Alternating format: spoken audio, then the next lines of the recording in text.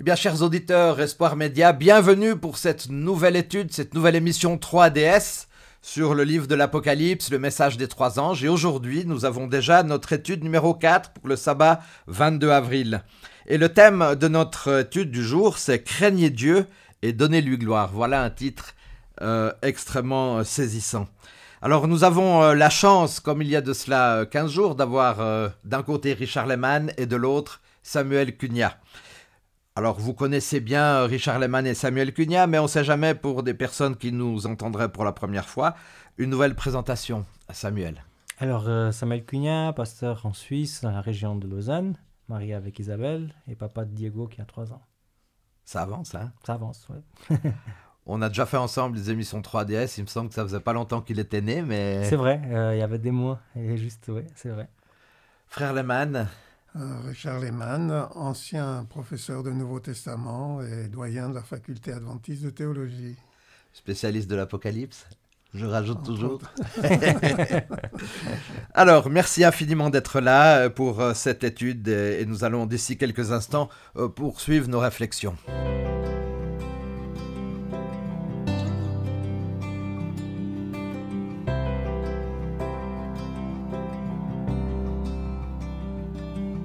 Alors j'aimerais, Samuel et frère Lehmann, vous poser la même question. Samuel, comment expliquer que nous puissions éventuellement, tout en ayant de l'admiration pour une personne, ben voilà, ne pas forcément la porter dans notre cœur comme une autre personne où on est plus proche?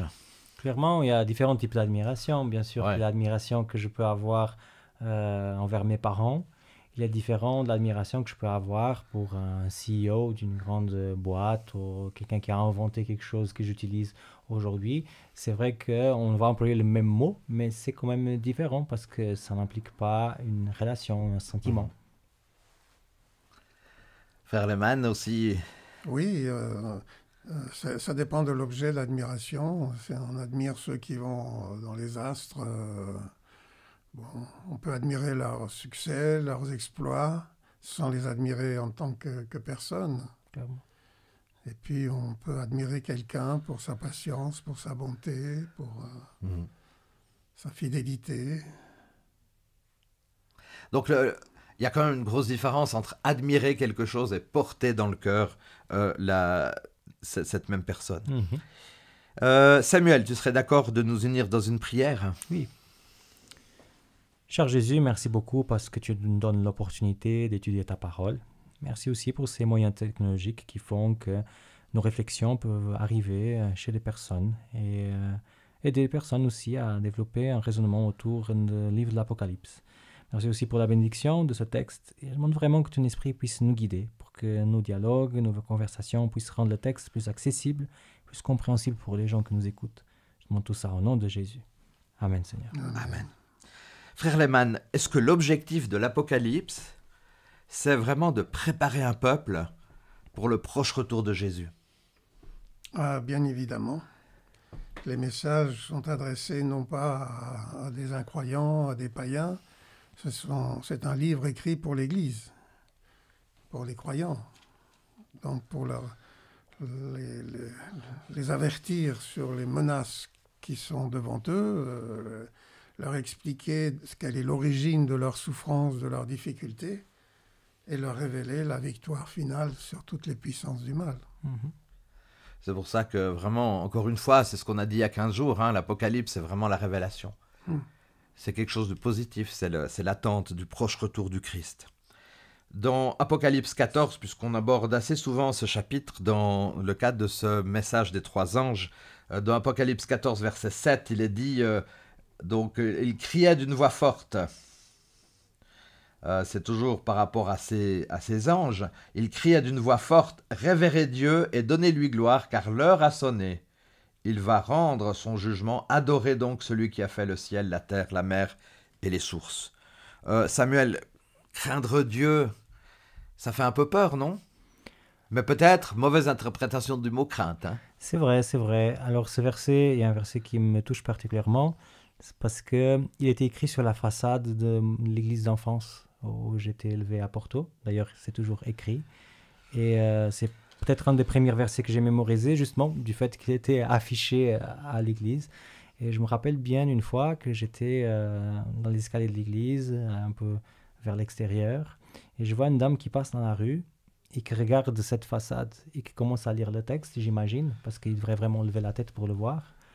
Et après, j'imagine qu'elle termine, elle dit oh mon Dieu, et elle se fait le signe de la croix et elle part tout en courant parce que ça avait fait peur ce texte-là.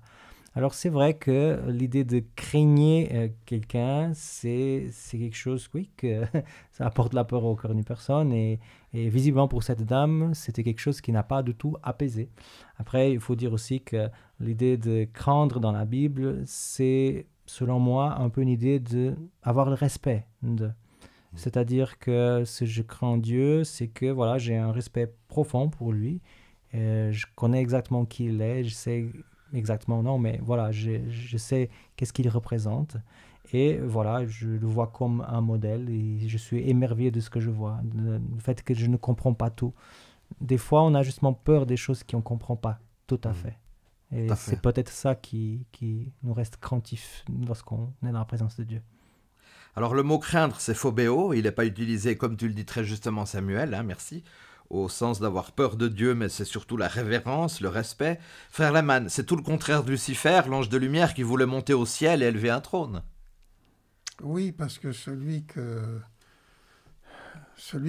nous devons craindre, je prends ça j'ai lu récemment dans le livre de Malachie, dans le premier chapitre. C'est un chapitre merveilleux. Il commence par ces paroles. Je vous aime, dit le Seigneur. Voilà, je vous aime. Dieu vous dit, je vous aime. Et en retour, il dit, un fils honore son père. Si je suis père, où est l'honneur qui m'est dû? Si je suis maître, où est la crainte qui m'est due? Voilà, on a dans ces mots-là le respect, la crainte à un Dieu qui vous aime. Alors, quand tu parles maintenant de Lucifer, alors lui, c'était pas le respect vis-à-vis de Dieu ou la crainte respectueuse vis-à-vis de Dieu. C'était de vouloir se mettre égal, si ce n'est au-dessus. Donc lui, il n'avait aucune crainte d'affronter Dieu. Tout comme ici, Dieu qui se plaint à l'égard d'Israël, qui n'a pas ce respect à son égard, qui offre en sacrifice des animaux malades plutôt que d'offrir le bon bétail. Ouais, exactement. Et là, on voit vraiment à travers l'attitude de Lucifer, en contrario avec le Christ, hein, j'aimerais reprendre ce texte qui n'est pas dans l'Apocalypse, mais dans Philippiens 2, versets 6 et 8, quand même, cet aspect d'humilité, cet aspect aussi de respect en termes de révérence, où dans Philippiens chapitre 2, versets 6 à 8, il est dit « Lui qui, dès l'origine, était de condition divine, ne chercha pas à profiter de l'égalité avec Dieu, mais il s'est dépouillé lui-même et il a pris la condition du serviteur, il se rendit semblable aux hommes en tout point, et tout en lui montrait qu'il était un homme. Il s'abaissa lui-même en devenant obéissant jusqu'à subir la mort, oui, la mort sur la croix. » Frère Lehmann, de ce que je me rappelle, c'était la kénose, hein, c'est juste? Je dis pas de bêtises. Oui, le dépouillement. Le dépouillement, voilà, l'abaissement, l'humilité. Alors, Samuel, ce texte, il est quand même très profond. Hein. Je pense, parce qu'il est anormal à l'être humain. Quelqu'un qui va se dépouiller de soi-même, quelqu'un qui avait tout pour exercer un pouvoir sur l'autre, pour se montrer supérieur à l'autre, et qui ne fait pas ça, c'est quelque chose que même à nous chrétiens, qu'on est habitués de parler de Dieu, de voir son caractère dans la Bible, c'est impossible de ne pas se sentir touché par ça. L'humilité de Jésus, je pense que ça inspire même quelqu'un qui n'est pas croyant, dans le sens que ce n'est pas un truc normal en société. On ne trouve pas ce type d'humilité. Donc oui, c'est un très beau verset. Ouais. Dans notre société aujourd'hui, l'humilité, c'est pas toujours simple. Hein. Ouais. On parle comme beaucoup d'orgueil. Ce qui est surprenant dans ce passage, c'est que Jésus dit « Ayez en vous les sentiments qui étaient en Jésus-Christ. Regardez les autres comme étant au-dessus de vous-même. » Ça veut dire que Jésus t'a regardé, toi, moi, comme étant au-dessus de lui-même. C'est impressionnant. C'est impensable. Impensable, incroyable. Alors Samuel, est-ce que c'est facile de se soumettre à Dieu, de le mettre constamment à la première place dans nos vies? Alors déjà, tu emploies un mot qu'aujourd'hui en société, on n'apprécie pas du tout. Se soumettre. Ah ouais. Ok, c'est vraiment, ça fait fuir, ça fait. Il y a beaucoup de personnes qui disent non, c'est trop islam. Non, c'est pas l'islam, c'est écrit sur la Bible. Et c'est un privilège de pouvoir se soumettre à quelqu'un qui nous aime autant comme Jésus. Je le vois clairement. Maintenant, la question de la première place, c'est toujours pour ça, c'est quand même la racine de nos problèmes spirituels. Parce qu'on est des êtres tellement visuels, et même si des fois, on a le principe dans notre cœur de mettre Dieu à la première place, comme il n'est pas visible et comme nous, on est des êtres visuels, ça devient un véritable défi. D'exercer les yeux de la foi, c'est compliqué, j'avoue. Mais après, c'est pas parce que c'est compliqué que c'est impossible, c'est pas parce que c'est compliqué qu'on doit baisser les bras et dire oh, c'est pas possible. Non, mais c'est vrai que voilà, c'est souvent à cause de ça, à mon avis, qu'on le met par la première place. Et vous, frère Lehmann, si je peux me permettre, quelle est votre expérience de cette crainte de Dieu, mais pas dans l'idée, comme on l'a évoqué tout à l'heure, de la peur, mais vraiment du respect? Bien, je dirais que c'est une vie d'étonnement. Je suis toujours surpris de la façon dont Dieu agit dans ma vie. Me remplit mon cœur de reconnaissance et d'étonnement, parce que, bon, je ne mérite pas ça. Voilà, on reçoit des choses tout à fait inattendues, surprenantes, que le Seigneur se manifeste dans ma vie. Alors, je connais aussi des problèmes, des difficultés, mais que le Seigneur m'accompagne dans ces problèmes et dans ces difficultés, c'est encore pour moi un sujet d'étonnement, de reconnaissance. Comment un Dieu si grand peut s'intéresser à moi. Et c'est ce qui me met à, comment dirais-je, oui, qui remplit mon cœur de joie. Merci beaucoup. Alors on va voir quelques versets aussi, puisqu'on sort un tout petit peu de l'Apocalypse pour aller dans l'Épître aux Hébreux. On va lire quelques versets d'un texte d'ici quelques instants, chapitre 4 de l'Épître aux Hébreux, qui a été vraisemblablement écrit, sûrement, vous allez me contester s'il le faut, entre 60 et 70 après Jésus-Christ. À ce moment-là, ce qui est intéressant, c'est que le temple de Jérusalem est toujours là. L'auteur apparemment a écrit aux chrétiens d'origine juive, peut-être même ceux de Rome, puisque dans Hébreux 13, verset 24, il y a un détail par rapport à ça. L'auteur peut-être l'apôtre Paul, l'auteur proche de Timothée, Hébreux 13, verset 23. Il avait une bonne connaissance de l'Ancien Testament et du grec. Tiens, j'aimerais vous poser la question, frère Lehmann. Est-ce qu'on pourrait quand même pas dire, oui, c'est l'apôtre Paul qui a écrit l'Épître aux Hébreux? On ne le dit pas parce que le nom n'est pas donné. Alors dans la tradition de l'Église, c'est Paul, apôtre de Jésus-Christ, qui écrit à Colosse. Bon, alors c'est Paul qui est l'auteur. Mais là, l'Épître aux Hébreux n'a pas d'auteur. Alors on cherche dans le texte des modes de pensée, des lignes directrices qui pourraient nous faire penser que c'est Paul. Alors de ce côté-là, il y a un certain nombre de formulations, d'expressions qui sont tout à fait pauliniennes. Oui, c'est ça. Donc si vous dites Paul a écrit, vous n'avez pas d'anathème, et si vous dites je ne sais pas qui l'a écrit, vous n'en avez pas non plus. Donc je n'ai pas besoin de me mouiller, quoi. C'est pas trop grave.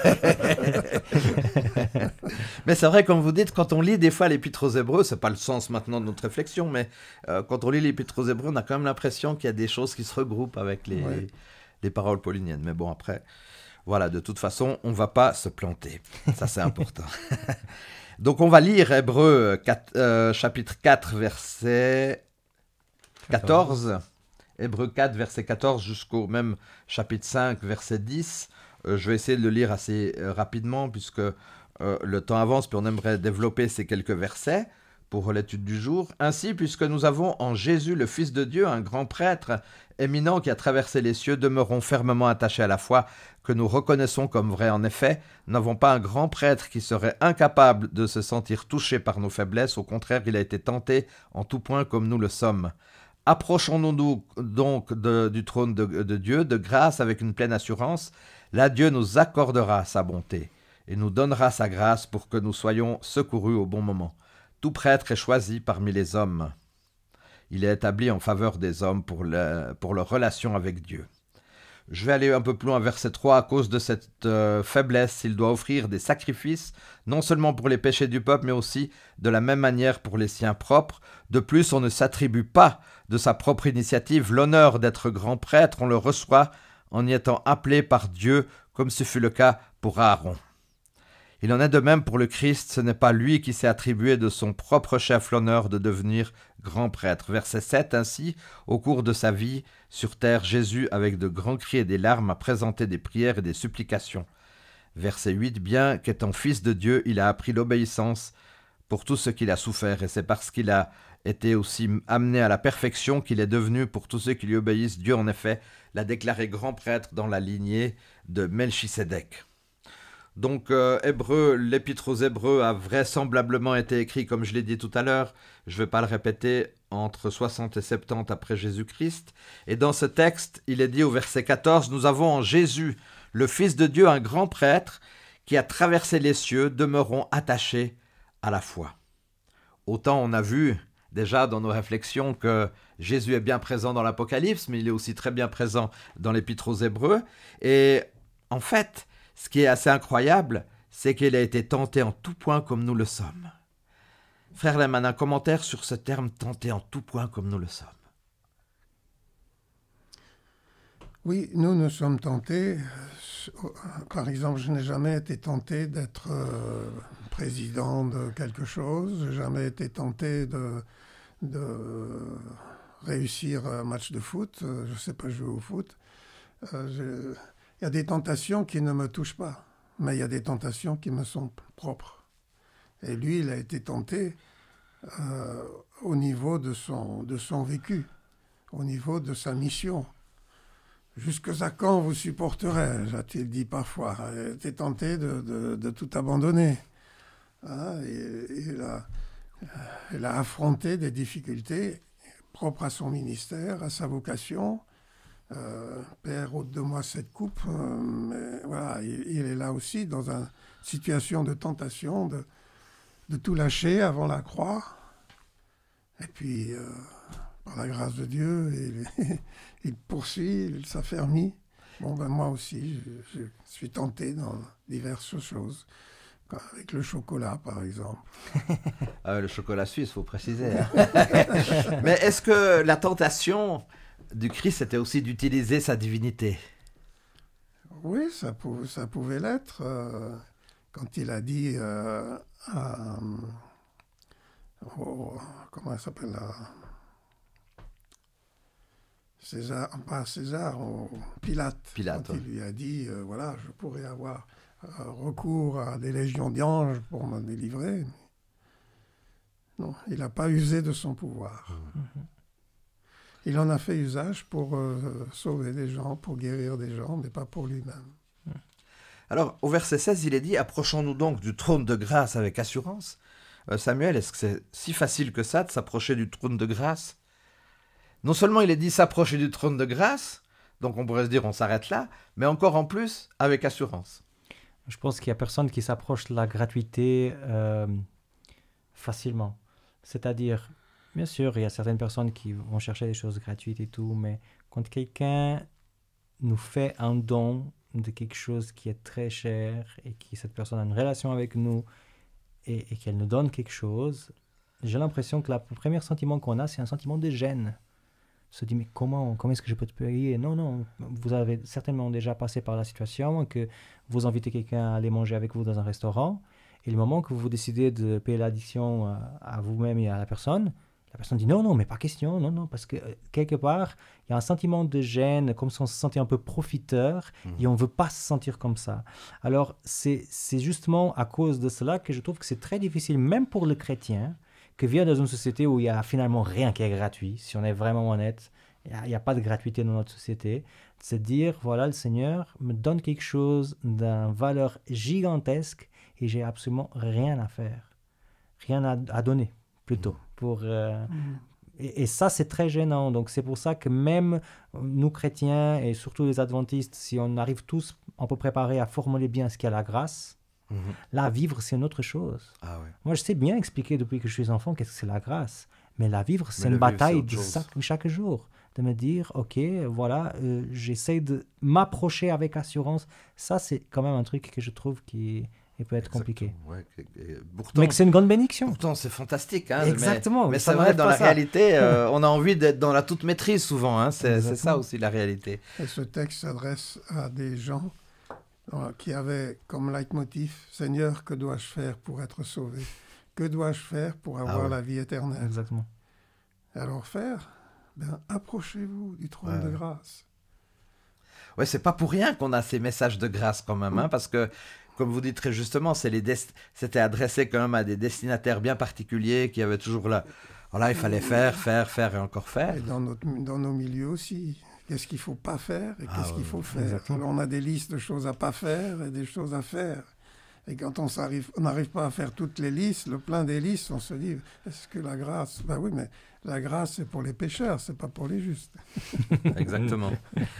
Et c'est vrai que même, comme vous dites, ça c'est aussi juste dans notre Église, qu'est-ce qu'on a de la peine des fois, comme tu le disais aussi Samuel, pourtant c'est très simple en théorie, mais à expérimenter cette grâce. Qu'est-ce qu'on a de la peine? Parce qu'on est aussi, je pense, dans une société où aujourd'hui c'est le faire quand même, c'est le paraître, c'est le succès, c'est les entreprises, voilà. Et si tu me permets, Dominique, moi je pense qu'en tant qu'adventiste, on a beaucoup plus la tendance de pencher vers l'idée que moi je peux faire des choses pour avoir la vie éternelle, plutôt que l'autre extrême de se dire « Ah, je suis sauvé, j'ai plus rien à faire ». C'est vrai, ça peut arriver pour certaines personnes, mais dans notre théologie, dans notre histoire, la valeur qu'on a toujours donnée à la loi et tout ça, je pense qu'on peut plus facilement être piégé de ce côté que de l'autre, donc l'intérêt de mettre l'accent sur ça. En fait, il faudrait trouver l'équilibre entre deux. Bien sûr. Parce qu'on a d'autres courants qui disent il n'y a pas de jugement, il n'y a pas de séparation, etc. Alors qu'il y a quand même. Mais voilà, de toute façon, on va toujours passer d'un balancier à un autre. Mais l'idée, c'est d'être sur l'équilibre. Alors, c'est vrai que tout grand prêtre est chargé de présenter à Dieu des offrandes et des sacrifices. Ça, on le voit dans Hébreux 5, verset 1er. Et puis, il doit offrir des sacrifices pour le peuple. Il doit offrir des sacrifices non seulement pour le peuple, mais aussi pour lui-même, puisqu'il est dit, à cause de cette faiblesse, il doit offrir des sacrifices non seulement pour les péchés du peuple, mais aussi de la même manière pour les siens propres. Alors, frère Lehmann, quel était vraiment le rôle du grand prêtre? Alors, le grand prêtre, c'est un médiateur. Et dans ce récit, il raconte ce qui se passait dans l'Ancienne Alliance, où il y avait des médiations qui étaient réalisées pour avoir l'assurance du pardon. Le grand prêtre accomplissait quelque chose. Maintenant, en Jésus-Christ, nous avons le médiateur. Le médiateur, c'est celui qui fait le pont entre Dieu et nous, pas entre nous et Dieu. Oui, entre Dieu et nous. Entre Dieu et nous. Ça, pour nous, on a parlé tout à l'heure qu'on avait beaucoup tendance dans notre Église à vouloir le faire, donc ça, c'est aussi un message important. Donc il est le médiateur qui nous permet d'accéder à ce trône de grâce qui nous est offert. Est-ce que je peux poser une question, Dominique? Parce que je suis trop curieux avec ce que Frère Lehmann vient de dire. Pourquoi ne pas à l'envers? Pourquoi de Dieu vers nous et pas de nous vers Dieu? Parce que c'est Paul qui le dit à Timothée. Okay. Nous avons un médiateur entre Dieu et les hommes, Jésus-Christ le juste. Le souverain pontife, c'est Jésus. J'emploie cette formule parce que vous savez qu'elle est employée pour une autre personne que Jésus. Mais Paul écrit à Timothée que le souverain pontife, celui qui fait le pont entre Dieu et nous, c'est Jésus. L'unique médiateur. Intéressant, merci beaucoup. Hein. Et puis on ne peut pas se dire à quelque part aussi que dans le monde païen, c'était surtout de bas en haut, ça veut dire je dois faire des trucs pour plaire aux divinités. Alors que là, on a l'aspect inverse. C'est Dieu qui vient vers nous. Je pense que là, on a peut-être aussi un élément important. Non, c'est très clair, mais j'avais jamais imaginé comme ça et c'est hyper intéressant. Merci beaucoup. Hein. Alors, on a vu par Frère Lehmann le rôle du grand prêtre. Ce n'est pas ensuite au chapitre 5, verset 5, ce n'est pas le Christ qui s'est attribué de son propre chef. Alors, Samuel, quand même, quelle humilité de la part du Christ. Quelle cohérence. Quelle cohérence aussi. Parce que nous, on croit à des choses qu'on ne vit pas. C'est-à-dire, tout le monde dans cette terre croit que le mensonge, c'est pas bien. Tout le monde croit que voler, c'est pas bien. Mais est-ce qu'on vit tout ça? Non. Nous, en tant qu'êtres humains, on n'arrive pas à vivre à l'auteur de nos valeurs. Et une des choses, des caractéristiques que j'apprécie le plus en Dieu et bien sûr en Jésus-Christ, c'est qu'il vit pleinement à l'auteur de ses valeurs. C'est-à-dire que lui, il est au service, donc il vit véritablement le service à l'autre. C'est pas juste un concept théorique qui est mis dans l'explication de ce qu'est Dieu et que voilà, des fois oui, des fois non. Non, il y a une constance et il y a une cohérence qui m'inspire vraiment. Ah oui, la Parce cohérence. que j'ai aussi des bonnes valeurs, mais je n'arrive pas à vivre toujours à l'auteur de mes valeurs. Fais ce que je dis, mais fais pas ce que je fais. En fait, c'est un peu... On a tous déjà un peu vécu ça, n'est-ce pas? Mais on peut se demander pourquoi l'auteur dit ça. Pourquoi a-t-il besoin de dire ça? Il est médiateur, il a été établi comme grand prêtre, comme médiateur par Dieu. Par Dieu, il est établi. Récemment, je devais voir des autorités de la ville de Genève et il y avait un monsieur qui servait de médiateur. Mais si je sais que ce médiateur a été établi par l'autorité pour me faire accéder, c'est formidable. C'est lui qui m'ouvre la porte, c'est lui qui me fait entrer. Je n'ai plus qu'à le suivre. Et savoir que Jésus a été établi par Dieu pour être le médiateur, ça veut dire que Jésus n'a pas à changer les sentiments qui sont en Dieu, puisque c'est Dieu qui l'a établi médiateur. C'est juste. Donc il est le porteur des sentiments de Dieu à notre égard. Quand je regarde à Jésus, je dois voir l'amour de Dieu pour moi. Mais tout à l'heure, vous l'avez dit aussi, pourquoi on a tous ces éléments? C'est aussi parce que les destinataires, ils avaient de la peine à comprendre ce message que Dieu vient vers moi. Voilà, ils étaient dans un autre système qui était justement d'apaiser la colère de Dieu, de renouer avec un Dieu qui pourrait les châtier parce qu'ils ont péché. Mais ils oublient que s'il y avait les sacrifices, c'était Dieu qui les avait établis pour leur permettre de venir à lui. Alors il y a quelque chose qui m'intrigue parce que dans Hébreux 5, verset 6 et dans un autre passage, tu es prêtre pour toujours dans la lignée de Melchisédek. Alors, frère Lehmann, qui était ce Melchisédek? Et pourquoi tout d'un coup on parle de ce roi en plein milieu de ces versets? Bon, la première question, qui est Melchisédek? On n'en sait rien. On n'en sait rien, d'accord. Bon, au moins c'est clair. Au moins c'est clair. C'est justement du fait qu'il a servi comme modèle parce que quand il est auprès d'Abraham, il est dit de lui qu'il est sans généalogie. Ça veut dire, transposé sur Jésus, il n'est pas d'une généalogie humaine. On pourrait dire, ah, mais il y a une généalogie de Jésus dans Matthieu, etc. Mais ramener à Melchisédek, ça souligne cette étrangeté d'un médiateur qui vient de nulle part, qui vient mystérieusement. Et ce n'est pas dans la succession lévitique qu'il vient, Exact.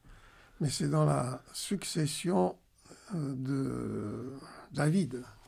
Et ça, bon, c'est revu par ailleurs bien souvent. Alors il est selon l'ordre de Melchisédek, c'est-à-dire que ce n'est pas selon l'ordre lévitique, parce que selon l'ordre lévitique,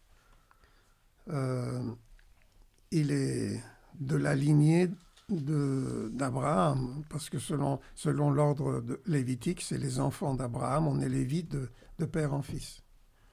Selon l'ordre de Melchisédek, il ne dépend de personne. Il ne dépend que de Dieu.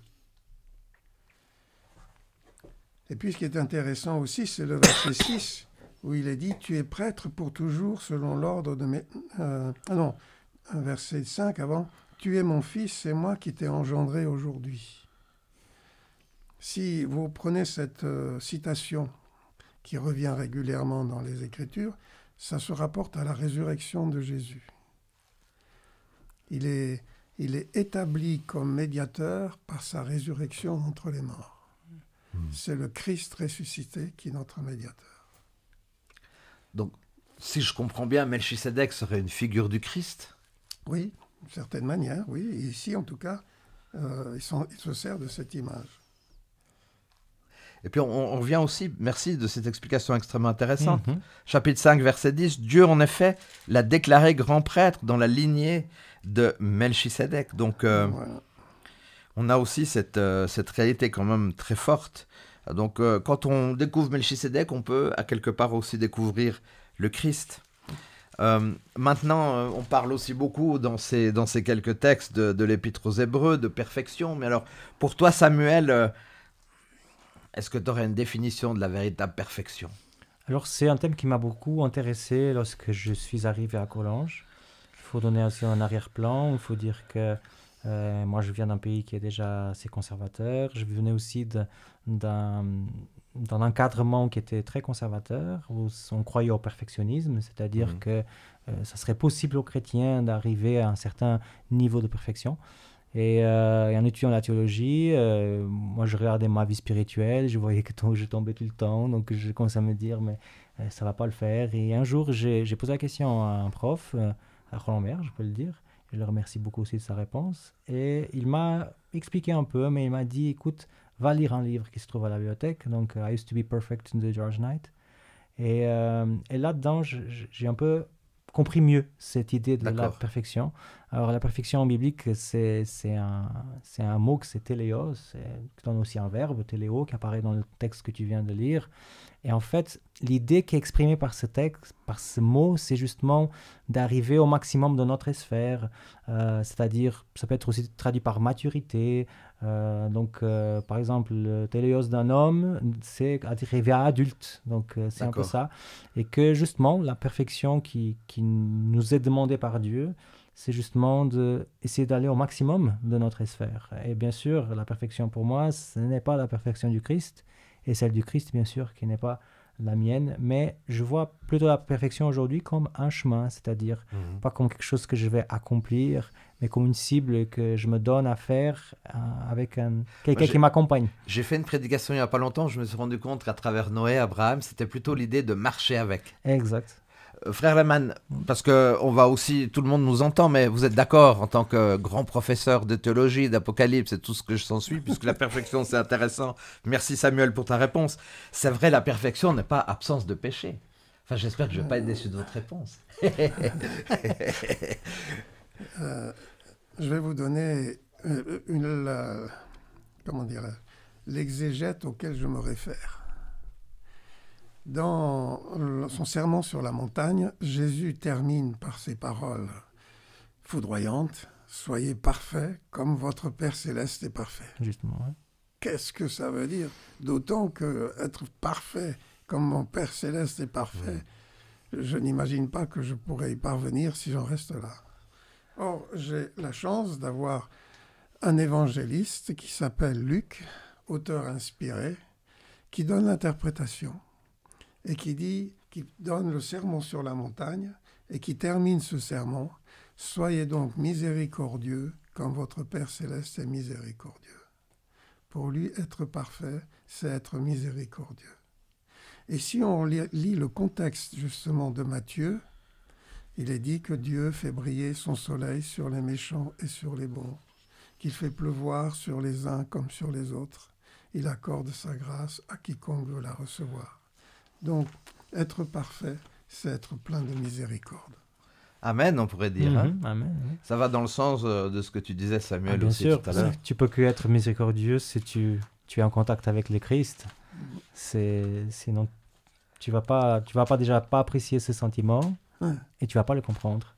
Donc, moi, je dis ça parce que malheureusement, il nous arrive d'avoir quelques petits courants un peu perfectionnistes qui pensent que sur cette terre, on pourrait être sans péché, alors que effectivement, c'est quand même un grand mot de pouvoir dire ça. C'est pas toi qui le dis, c'est la Bible. Celui qui dit « Je n'ai point de péché » est un menteur. Alors, si j'arrive au sommet de la perfection, je suis au sommet du mensonge. Exactement.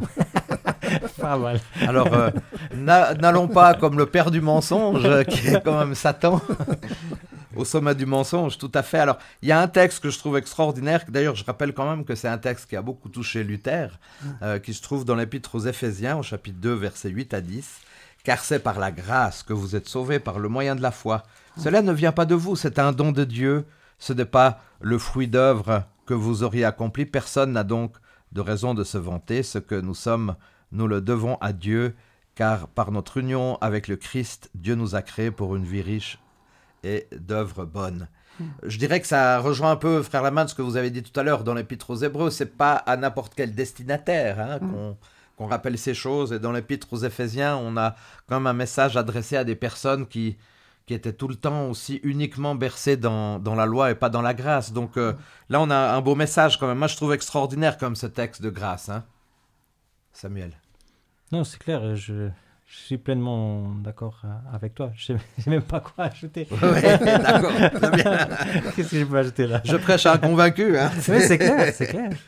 Mais pourquoi j'ai lu ce texte d'Éphésiens? Parce qu'il y a des regroupements avec l'Apocalypse. Parce que l'appel final de l'Apocalypse nous demande d'accepter par la foi en Jésus la plénitude de ce qu'il nous offre. Tout à fait. Ça, c'est le message de l'Apocalypse. Et je dirais qu'en cette période de société de consommation, à l'heure où les valeurs séculaires ont fait de moi le centre du monde, le ciel nous appelle à nous détourner de la tyrannie de l'égocentrisme et à placer Dieu au centre de nos vies. Alors, placer Dieu au centre de nos vies. Samuel, c'est facile. C'est le plus important en tout cas. Ouais, le plus important. Bonne réponse. Mais pas forcément l'être facile. humain, il est à la base égocentrique. C'est-à-dire, on se nourrit beaucoup du soi, de nos souffrances, de nos difficultés, de ce qui ne nous arrive pas, de ce qui devrait nous arriver. Et tout tourne un peu autour de nous. D'ailleurs, même la vision qu'on a du monde, c'est souvent, ça passe par le filtre de qui je suis. Donc, c'est clair. Et le problème aussi qu'on voit au niveau biblique, c'est que les personnages bibliques où on a vu ce même schéma, de se retourner sur soi-même et pas se retourner vers Dieu, c'est là où les choses ont commencé à mal tourner. Alors, c'est vrai que c'est un défi, mais c'est vraiment quelque chose qu'en tant qu'être humain, on devrait vraiment surveiller. Cette question de dire, je suis en train de graviter autour de moi-même, ou est-ce que j'essaie de graviter autour de Dieu? L'égocentrisme fait partie un peu de la faiblesse humaine quand même. Mais j'ai l'impression en tout cas. Ouais. Et alors, quand Dieu est au centre de nos vies, notre seul désir, peut-être, c'est de lui donner gloire. Mais alors, frère Lehmann, comment donner gloire à Dieu? Si je me réfère à la notion hébraïque du mot gloire, donner gloire à Dieu, c'est donner du poids à Dieu. Du poids, d'accord. Donc, donner du poids à Dieu, c'est vivre de telle sorte que Dieu soit approuvé, que Dieu soit loué. Particulièrement quand un chrétien ou un prêtre ou un pasteur qui est censé représenter Dieu, a un comportement ou une attitude qui est inacceptable, ben, il ne donne pas du poids à Dieu. Faire la guerre au nom de Dieu, c'est pas donner du poids à Dieu. Donc donner gloire à Dieu, c'est vraiment avoir une conduite ou avoir des propos qui font que lorsqu'on en pense à Dieu, eh bien, oui, on dit oui à Dieu. Et il y a beaucoup de gens aujourd'hui qui ne croient pas en Dieu, qui ne veulent pas croire en Dieu, parce que les religions, dans leur pratique et dans leur vécu, n'ont pas donné gloire à Dieu, à cause de toutes les erreurs, toutes les orientations qui ont été prises. Et quand les prêtres et aujourd'hui le patriarche bénit les canons, il y a beaucoup de gens qui disent si c'est ça la religion, moi j'en veux pas. Donc on ne donne pas du poids à Dieu. Alors donner gloire à Dieu, c'est donner du poids à Dieu. Oui, c'est important. On voit que c'est pas toujours simple dans nos vies de tous les jours. Et alors, puisqu'on est toujours, bien évidemment, dans ce magnifique livre de l'Apocalypse, on va gentiment aussi arriver à la conclusion, mais dans Apocalypse 14, verset 12, il est dit, c'est là que les membres du peuple de Dieu, ceux qui obéissent au commandement de Dieu et vivent selon la foi en Jésus, doivent faire preuve d'endurance. Alors, garder les commandements de Dieu et la foi de Jésus, Samuel, c'est simple ou c'est plutôt compliqué? Je dirais que c'est même impossible. D'accord. C'est-à-dire, on peut faire tout l'effort du monde pour garder les commandements. On pourrait même les garder du point de vue littéral. c'est-à-dire je tue pas, je mens pas, voilà. Mais si on voit après l'interprétation que Jésus fait des commandements, celui qui a des mauvaises pensées en regardant une femme, c'est qu'il a déjà commis l'adultère avec elle. Alors on voit que c'est pas juste les littéral, ça va au-delà de ce qui est littéral. Et là, je pense que même avec beaucoup d'efforts, pour tous les commandements, on serait fautif parce que même si on regarde ce qui est écrit, ce qui va au-delà, on ne serait pas en train de respecter. Donc pour moi, c'est vrai que c'est impossible. Après, ça ne veut pas dire que, parce que c'est impossible pour moi aujourd'hui, que je ne vais pas fixer ça comme la cible pour ma vie. Et c'est comme ça que j'ai la tendance à voir, justement, cette question des commandements de Dieu, de la foi de Jésus. C'est justement de dire ça, c'est la cible que je vais poursuivre dans ma vie. Je sais que je serai accompagné tout le long avec Jésus. Je sais qu'avec lui, je vais franchir des étapes, je vais évoluer, je vais cheminer vraiment dans ce sens-là. Mais je me préoccupe autant comme avant de est-ce que j'arrive à tout garder, est-ce que j'arrive à tout vivre, mais je m'intéresse de continuer à marcher, de continuer à avancer. Et j'ai l'impression que on avance plus avec ce type de mentalité et que d'un coup, on s'approche plus de l'idéal que si on le voit comme une fin. Et vous, frère Lehmann, dans ces deux textes, les commandements de Dieu, la foi...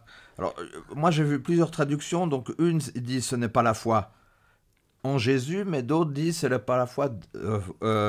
c'est la foi de Jésus. Est-ce qu'il y a une différence entre la foi en Jésus et la foi de Jésus? Oui, la foi de Jésus, c'est la foi que Jésus a manifestée à son Père, et la foi en Jésus, c'est celle que nous portons vers Jésus. Mais moi, ce que je retiens dans ce verset, c'est le mot persévérance. C'est bien avant. Ouais. Parce que quand on me dit qu'il faut persévérer, ça veut dire que j'ai envie de lâcher, et que je n'ai pas le courage de continuer, que j'ai des efforts à faire. C'est ici la persévérance des saints. Okay. Moi, j'ai une traduction, c'est endurance. Oui. Comme le marathonien, peut-être. Oui, j'aime bien. C'est vrai que le mot hébreu, le mot grec, pardon, se traduit davantage dans le sens de persévérance, d'endurance. Il faut tenir le coup. Et tenir le coup avec ce qui suit, pour moi, c'est une carte, une destination. Savoir où l'on va. C'est bon quand on voyage. Bon, maintenant, on a le GPS, mais sans GPS, j'aurais eu de la peine à arriver jusqu'ici. Bien sûr. Alors, il nous faut bien une carte, il nous faut quelque chose pour savoir. Il ne suffit pas d'allumer le moteur et puis dire « je pars ». Puis je dirais, aujourd'hui, dans notre société, c'est le tout de suite. Le terme persévérance, endurance, c'est un peu de la peine. Hein, on veut tout de suite. Il faut que ça aille tout de suite, rapidement. Alors, les commandements de Dieu, ils sont à préserver, ils nous sont donnés comme ligne, comme direction. Voilà où vous allez. Donc il faut de la persévérance pour être dedans. Et celui qui me dit qu'il garde les commandements de Dieu, je lui demande toujours, est-ce que tu fais la volonté de Dieu? Parce que pour garder les commandements, il faut encore savoir quelle est la volonté de Dieu qui s'exprime dans le commandement. Exact. Donc il ne suffit pas de savoir réciter les 10 commandements, il faut encore savoir qu'est-ce que Dieu me dit à travers ce commandement. Parce que les pharisiens, ils avaient quand même assez de facilité à observer tous les commandements, mais après, c'était plus compliqué dans la relation interrelationnelle avec l'autre, quoi, dans l'amour. Oui, surtout qu'ils avaient 1001 commentaires pour dire comment il fallait faire et ne pas faire, et ils s'en sortaient pas, quoi.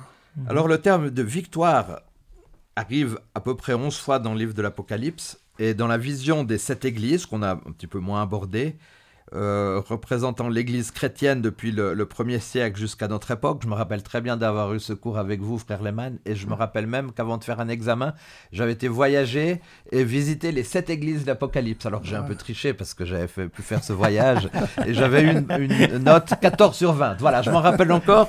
Donc ça c'était... Donc il se trouve aussi des croyants dans chaque génération qui, selon Jean, ont vaincu à la fin des temps vainqueurs. Alors, la promesse de la vie éternelle, c'est une foi en action, n'est-ce pas, Samuel? Alors, oui, si on voit la foi comme justement la confiance qui apparaît lorsqu'on a une relation avec Jésus-Christ, oui.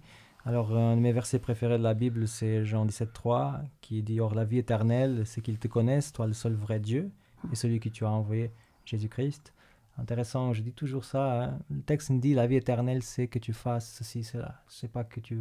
La vie éternelle, c'est d'y aller à l'église. La vie éternelle, c'est d'étudier beaucoup la parole, savoir tout par cœur. Non, la vie éternelle, c'est qu'ils te connaissent. C'est à travers de la relation que la vie éternelle apparaît. Et ce n'est pas bête ça, parce que nous, quand on invite quelqu'un pour venir vivre chez nous, faut quand même qu'on connaisse bien la personne, n'est-ce pas? C'est pas n'importe qui qu'on va dire, ok, tu vas venir pour temps indéterminé. Chez nous, on ne se connaît pas du tout, on n'en a jamais discuté. Donc, justement, le ciel, pour qu'il soit un ciel, pour qu'il soit un paradis, il faut justement qu'on va chez quelqu'un qu'on connaît, chez quelqu'un qu'on apprécie, chez quelqu'un qu'on veut habiter avec. Donc, je pourrais ajouter à ce que tu dis qu'il y a une étape encore supérieure. Okay. C'est l'apôtre Paul qui dit dans 1 Corinthiens 13, « Maintenant que vous avez connu Dieu, ou plutôt que vous avez été connus de Dieu. » Okay. Être connu de Dieu, c'est avoir aussi un Dieu qui pénètre en nous, qui vient vers nous. Donc, je le connais parce qu'il me connaît. Tout à fait. Parce qu'il est venu chez moi. Je vais vous voler cette idée, hein, je peux. C'est clairement, c'est très bon. Et pour ça, on a besoin d'ouvrir notre cœur. Voilà. Parce que Dieu ne va pas nous forcer à ouvrir notre cœur. C'est ça. Il va frapper, dans l'Apocalypse, il est dit, il frappe à la porte de nos cœurs et il attend pour voir si on répond. Il ne va pas enfoncer la porte. C'est clair. Alors on est obligé de conclure de cette étude tout à fait passionnante, mais quelles mesures pratiques, j'aimerais vous demander encore en conclusion, quelles mesures pratiques on pourrait prendre pour être un des vainqueurs de l'Apocalypse?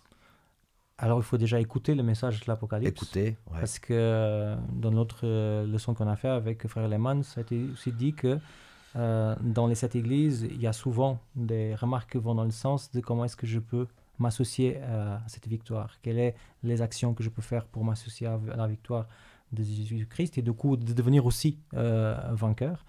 Et voilà, justement, il faut lire l'Apocalypse, l'interpréter avec un esprit critique, en l'actualisant pour notre vie. Pas juste pour que ça soit encore un moment de connaissance, mais de se dire, ok, ce message qui a été donné, peut-être pour une église spécifique, peut-être pour un contexte spécifique, ou même pour une période historique spécifique, qu'est-ce que ça a à me dire à moi? Une expérience, exactement, plus qu'une connaissance. Et accepter que le texte puisse nous interpeller aujourd'hui dans notre vie, moi je pense que c'est déjà une bonne piste pour trouver les chemins du vainqueur. Oui. J'ai une image qui me vient à l'esprit pour traverser la Manche à la nage. Comment il faut faire? Il faut mettre le pied dans l'eau. Des fois, c'est le plus difficile, non? C'est le plus difficile. Une fois qu'on est lancé... Il faut commencer, il faut se lancer, il faut avoir le courage d'avancer. Alors, chers auditeurs, continuez à étudier, à approfondir le livre de l'Apocalypse parce qu'il est absolument passionnant. Et on a l'occasion d'aborder la semaine prochaine l'étude numéro 5 avec une autre équipe d'animation. Mais j'aimerais, en tout cas, frère Lehmann, Samuel, vous remercier infiniment. Et puis, on va, je crois, se retrouver dans 3 semaines. Donc, ça fait plaisir de pouvoir se retrouver dans 3 semaines pour l'étude numéro 7. Frère Lehmann, une prière de fin, si vous êtes d'accord. Notre Dieu, notre bon Père Céleste, nous sommes sans cesse émus lorsque nous pensons à l'immense amour que tu nous portes, au point d'être venu en Jésus manifester cet amour jusqu'à la croix. Merci Seigneur pour ta bonté, pour ta miséricorde. Nous ne voulons pas être source de ta tristesse, parce que nous nous égarerions dans d'autres voies qui ne sont pas les tiennes. Et nous accueillons avec reconnaissance ton esprit dans nos cœurs pour qu'il nous guide, qu'il nous inspire et qu'il nous rapproche de toi. Merci pour cette vie de joie, de paix, de grâce que tu nous offres et pour ta présence sans cesse pleine de compassion et d'amour. Au nom de Jésus. Amen. Amen. Alors merci frère Lehmann, merci Samuel. Rendez-vous dans 3 semaines pour l'étude 7. On sera déjà quasiment au milieu de notre étude du nouveau trimestre sur le message des 3 anges. Chers auditeurs, rendez-vous la semaine prochaine pour l'étude numéro 5. Merci, à bientôt, bye bye.